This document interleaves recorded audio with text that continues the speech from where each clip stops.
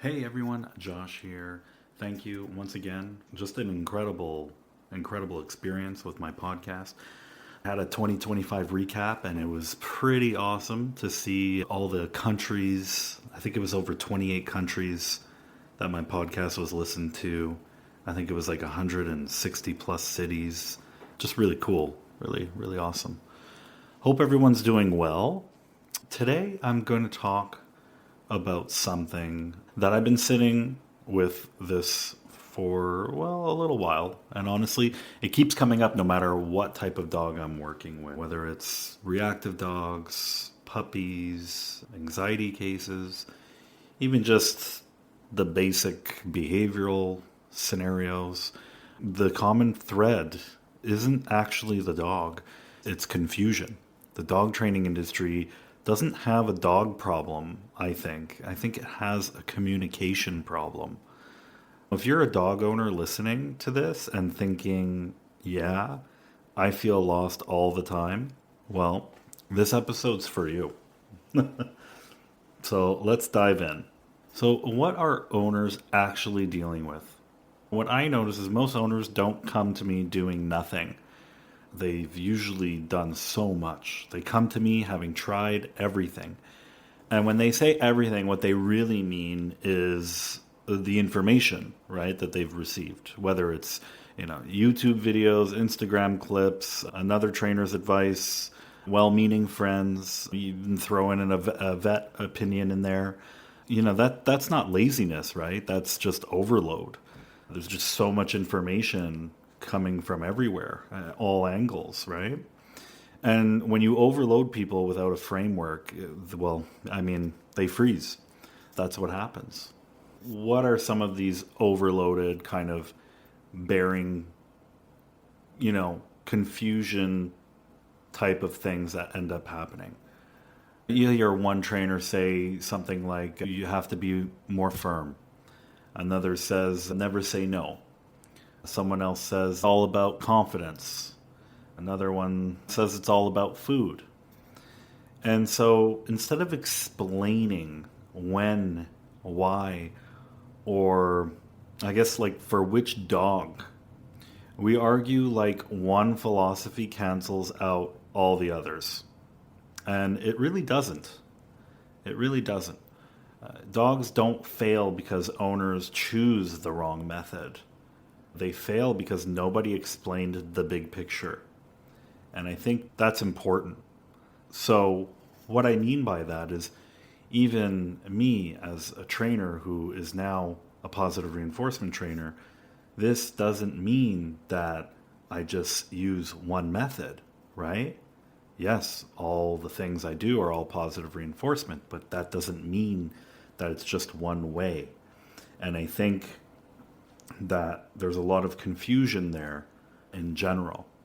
Even like buzzwords. Let's talk about. I think there's like buzzword problems in this industry. I really do. You'll hear a lot of threshold, structure, leadership, engagement, confidence. And those things are all real. But here's the issue. If I say be consistent, and I don't explain what that looks like at 7:30 p.m. when your dog is losing its mind, that advice is useless. Consistency without clarity is just pressure. I tell people all the time that they need to slow down or take a break, and they look at me like I'm crazy, but it's so important, right? When I say consistency, I'm not talking about perfection, right? I'm talking more about I have 5 minutes a day to do XYZ, then I'm going to take those 5 minutes and do it. Or if it happens to be twice this week, well, great. At least we got it twice this week instead of none. To me, that still involves consistency. Another one that I hear a lot of is they'll tell me what they're doing, and I'm just like, whoa, like that is so much. You're putting so much pressure on yourself. Or afraid to leave the dog alone, or I have to do everything with the dog, or this or that. And it's just not true, right? We need breaks just like anyone else. And your dog probably needs a break too, by the way. So I'm here to tell you that consistency doesn't mean all the time. It really doesn't. And sometimes it's small steps, and then other times they get bigger. But this is a very common thing. This is why I think owners feel stupid and they stop asking questions. Here's the part that I feel like people don't like talking about. It's the shame. Owners feel embarrassed to ask questions, or they feel like they should know better, or they feel like they're being judged. So they stop asking. I think it's because there's a lot of shame just involved in the industry. And so, when they stop asking questions, the learning stops, right? That's how small issues turn into big ones, right? Dogs don't need perfect owners. They need owners who feel safe enough to learn. I mean, that's really what it comes down to, in my opinion, at least. We have many clients from the past who were with someone else or whatever the case might be, and they decided to go somewhere else because they felt a certain way, or they felt like they were being shamed, or consistency just had no ending, and it just caused the people to feel shameful and then just kind of step away, right? I mean, that's what happens. We need to look at these things a little bit more and figure out a little bit more of a clear path to help out these dog owners. That's what I try to do in many ways, I guess. And you know what? I mean, social media made this whole thing worse, in my opinion, right? I mean, social media didn't invent bad communication, but it absolutely amplified it, right? We see it all the time. We see short clips, big claims, and then no context. Training turns into a performance instead of a conversation. And dogs don't live in highlight reels. They live in messy houses with kids, jobs, stress, weather, and of course, like always, we all have them bad days, right? So when you're watching or seeing these clips of this and that, and you're like, oh my gosh, I really want to get my dog to do that or whatever. First off, that's awesome that you want to do that. I'm not saying don't do that, okay? That's not what I'm saying. I think, though, that, I don't know if everyone agrees with me, but I could watch Michael Jordan play and say, man, I wish I could play like that, right? And I think we all know, at least anyone who knows me personally, that that won't be happening. I will not be, the next Michael Jordan, that's for sure. And so I'm not trying to say that means you can't do it. That's not where I'm going with this. I know I can't, but that's a different story. Why don't I know I can't? It's because I'm not willing, right, to put in the consistency and the work in order to get there. And so I might say, oh yeah, well, I got to be consistent if I want to be like him. But the reality is that his consistency versus what my idea of consistency is are two completely different things. So when you see that dog doing a backflip off of a wall or something like that, just understand that that's been going on for a while. The consistency, the hard work. Usually it's a full-time job.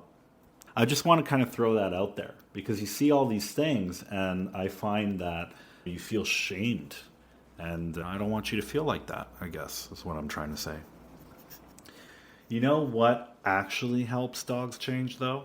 Real training communication looks really honestly like this. It's going to sound boring. Clear expectations, simple language, repetition, and permission to mess up. Permission to mess up. One more time, permission to mess up. All right? It doesn't take dominance, not permissiveness, not trends, just clarity. When owners understand why they're doing something, they stop second guessing themselves. I have no idea how many times I've been with a client where they were doing something a certain way, which was correct, and then they stopped because of XYZ, or because my friend said this, or because someone told me to do that instead. That becomes a bit of a big issue because you end up second guessing yourself all the time. And then you never know what's real, what's helping, what's not helping, etc. Right? That's how you're going to stop second guessing yourself. And, when that happens, guess what? Dogs actually change fast. Now, again, your definition of fast might be different than mine. But my point is that it takes work, it takes time, and it's all math, right? You have to do it for a sustained amount of time. How do we approach this differently? Well, this is where you talk about you, not defensively, just factually. All right? You don't try to impress clients. You translate. All right? So for the dog trainers out there, the idea is to not try and impress the clients. You're just the translator. Okay? You slow things down. You explain the why. You adjust to the dog in front of you, but also you adjust to the human as well. Because the goal isn't perfect technique. You need to do this 500 times a day, etc., etc. It's really about understanding. And that is how you thrive in this business. I'm going back between dog owners and trainers, but I feel like I need to talk about both, just because I've mentored quite a few dog trainers in Montreal, and I feel like it's just something I need to add, I guess. I mean, this is why my podcast exists. It's not to add more noise. It's not to tell people they're wrong. It's to help people think clearer. Sometimes that's dogs, sometimes business. I mean, sometimes burnout. Sometimes maybe even just expectations. But it's always about clarity. That has always been my thing. If you are a dog owner listening to this and feeling overwhelmed, I want you to know you're not alone. You are not failing. You are navigating chaos. And you know what? If you're a trainer listening to this, how we explain things matter more than how flashy our methods look.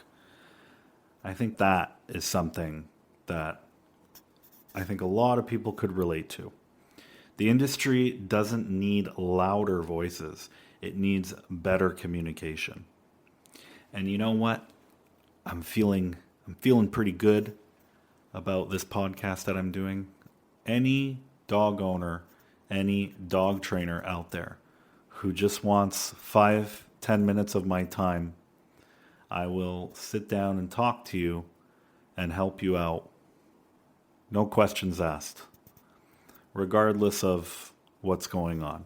So, again, I'll repeat that. You can message me, DM me, find me on my social media, shoot me a message. I will help you out. I will give you 5 to 10 minutes of my time. I'm in 28 countries now, apparently, from what my podcast recap said. So I'm expecting people all over the world to reach out so that I can help them. All right? All right. Well, I'll catch you on the next one. Thanks for tuning in. It's Josh from Canine Education, a.k.a. The Dog Father. Oh, and a side note, I actually finally, after all this time, I have a vault of blogs that I've written for years. And I have finally gotten a dog blog up on my website. So if you go to canineeducation.ca, you can actually see my blog now. There's tons of great information up there, and I hope you like it. Until then, everyone, be safe, and let me know what you thought of the podcast. Hit me up.